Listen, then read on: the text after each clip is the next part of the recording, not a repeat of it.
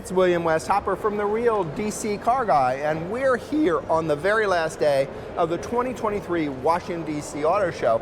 And I'm with John O'Donnell, President and CEO of the Washington New Automobile Dealers Association that produces this show. So, John, how long has WANADA done an auto show? What's the history? Well, we did take a break for World War II, but this show is in its 81st year. And I think you took a break in 2021 too, didn't you? Well, we had a little problem then, yes, we did. So only 2 breaks, but you know, that's a pretty impressive run. Is it one of the longer running auto shows in the country? We're one of the top 5 in the United States, one of the top 20 in the world. You're an international auto show. I mean, a lot of people don't realize, they think auto shows are nothing but consumer shows.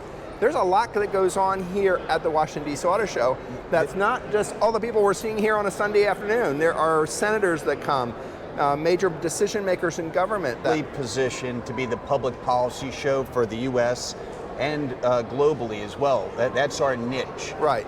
We serve as the host for the SAE Government Industry Meeting. And that's Society of Automotive Engineers, for those of you who may not know. People who design the cars.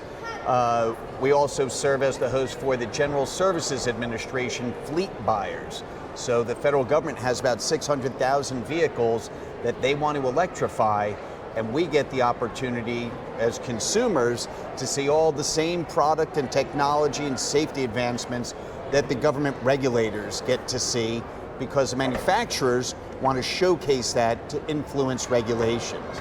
And the latest example is the Secretary of Energy, Jennifer Granholm, and the White House Climate Advisor, Ali Zaidi, coming here last week specifically to look at electric vehicles that might or might not qualify for the EV tax credit in the Inflation Reduction Act. And that's a big thing for consumers right now, is that Inflation Reduction Act, because we did have a $7,500 credit for new electric vehicle purchases.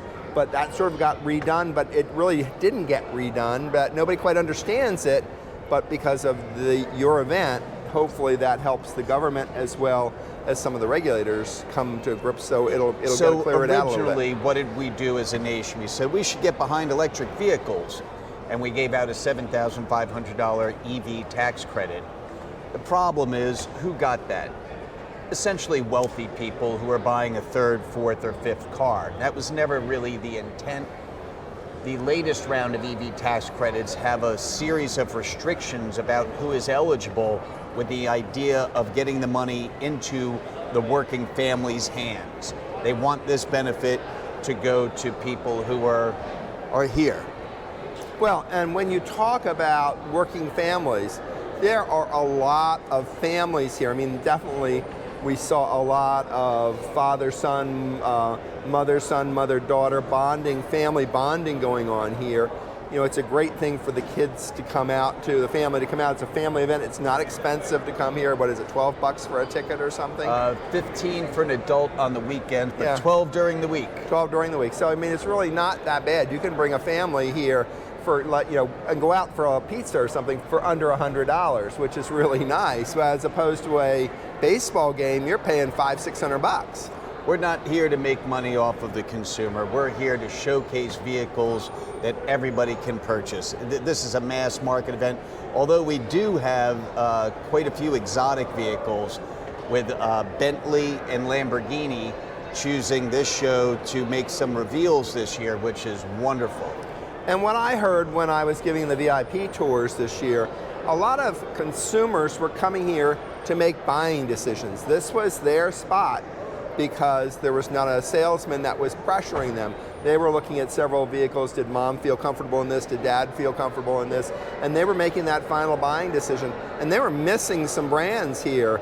Can you talk a little bit about the brands that didn't show? I mean, they're, you know, because everybody's asking, why is Buick not here? Why is GMC not here? So, why are the Germans not here? The Germans, Mercedes, BMW, Audi, Volkswagen, have all chosen to pull out of auto shows. Several manufacturers feel that this isn't worth their time. I can tell you the manufacturers that are here are smiling ear to ear with the number of what they call low funnel leads that they're gathering at the expense of those that aren't here. So I think eventually they'll have to return, or they're going to lose out on sales. Yeah, that's for sure. And speaking of consumers that are here at the show, yesterday, this place behind us, it was chock-a-block full of people. There were people wrapped around the building, and the convention center. We're at the Walter E. Washington Convention Center in downtown Washington, D.C.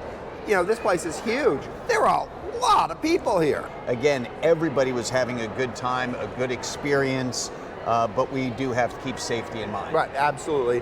But it was really good to see how many consumers were here. And last weekend, I think you had a record-setting weekend. Today, it's been a constant flow. So really, congratulations on the promotion of this show. Thank you. The consumers that are all here and that are all having fun. As you can see, there's lots of families that are here. Everybody's kind of, right now the NFL games are on, and yet people are still coming in, as you can see. Yeah. So you have competition that people could stay at home in their jammies, or they could come here and look at cool cars, and that's what we're here to do. John, I want to thank you for all that you have done for Washington D.C.'s auto enthusiasts, for auto buyers, and we look forward to the 2024 show. Any tidbits about the 2024 show that we can think about?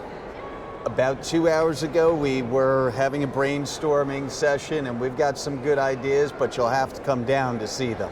Okay, and do we have a date for next year's show? End of January. End of January. Going into early February. Okay, because sometimes you had it on Super Bowl weekend and all that type of stuff. So, right. So good. All right, so make sure next year, 2024, to come down to the Walter E. Washington Convention Center in downtown Washington, D.C. for the Washington, D.C. Auto Show. Thanks a lot.